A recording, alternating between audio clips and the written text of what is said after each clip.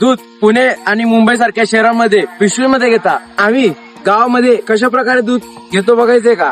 चला तुम्हाला दाखवतो नॅचरल प्रोसेस ऑफ मिल्क.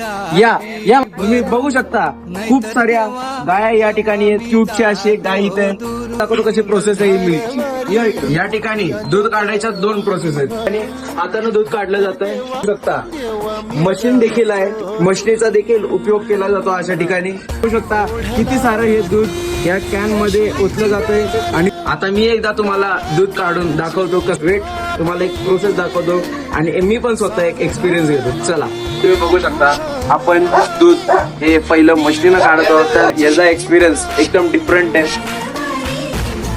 या ठिकाणी बघू शकता आपण हाताने देखील दूध काढत आहोत. मशीनीनं झाल्यानंतर हातात जरा अवघड आहे.